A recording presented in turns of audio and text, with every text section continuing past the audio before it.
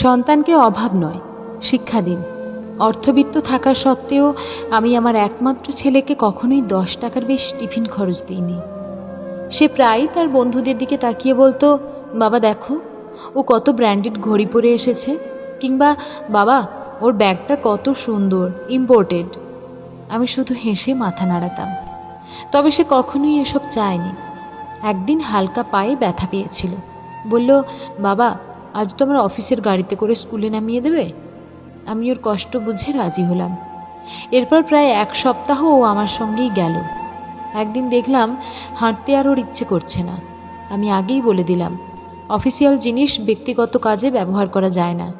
School মাত্র 10 মিনিটের পথ, একটু আগে বেরোলে হেঁটেই যাওয়া যাবে। ওর মন খারাপ হয়ে গেল। স্ত্রীও অভিমান করলো, এমন করলে কেন? আমার জবাব ছিল না। সেদিন সন্ধ্যায় ছেলে বলল, বাবা জানো আমার এক বন্ধু শহরের সবচেয়ে ভালো স্কুলে ভর্তি হয়েছে। আমি থামিয়ে জিজ্ঞেস করলাম, বাবা বলো তো, স্কুল ভালো হয় না ছাত্র? ধরো আমি তোমাকে ওই স্কুলে দিলাম, তুমি যদি ফেল করো তখন কি বলবো? তুমি ফেল করেছো না স্কুল? সে মাথা নিচু করে বলল, বুঝেছি বাবা। আমি ওর মাথায় হাত রেখে বললাম, তোমার ক্লাসে আজ পর্যন্ত কেউ তোমাকে টপকাতে পারেনি। তুমি ফার্স্ট বয়, তুমি যেখানে যাবে সেখানেই সেরা হবে। ও আর কোনোদিনই সেই কথা বলেনি।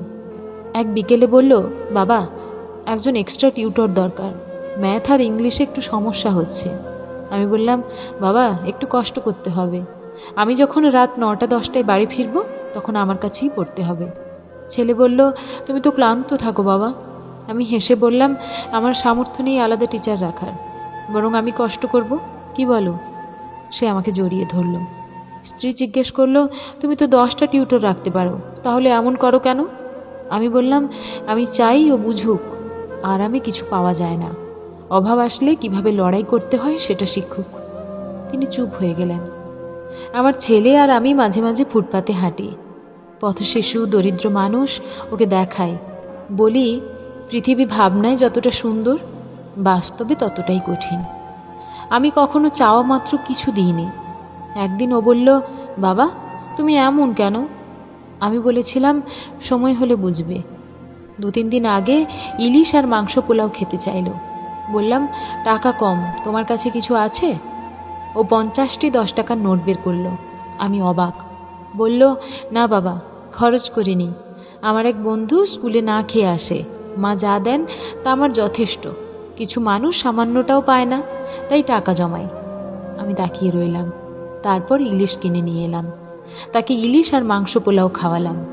ইচ্ছে করেই অভাব দেখাই, যাতে জীবনটা বোঝে। ঈদের সময় মার্কেটে গিয়ে বললাম, সাধ্যের মধ্যে নিও। সে শুধু একটা প্যান্ট নিল। বলল, তোমার জন্য পাঞ্জাবি, মায়ের জন্য শাড়ি নিয়েছি। আমি হেসে উঠলাম। সে শিখে ফেলেছে টাকা খরচের মূল্য। একদিন বলল, বাবা সায়নটা মানুষ হলো না, অথচ তার বাবা ও যা চেয়েছে সবই দিয়েছে।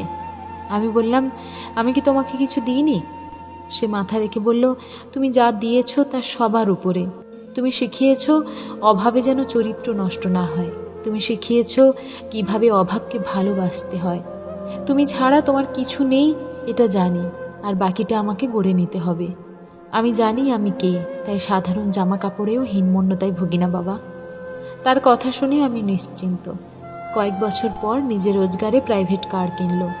হাসতে হাসতে বলল, 5 বছরে টিফিন আর বোনাসের টাকা জমিয়েছি। তখন বুঝলাম আমার ছেলে শুধু সঞ্চয়ই নয়, মানুষও হয়েছে। 1 সপ্তাহ পর আমি সব সম্পত্তি ওর নামে লিখে দিলাম। সে দলিল ফেরত দিয়ে বলল, তোমরা পাশে থাকো, আর কিছু লাগবে না।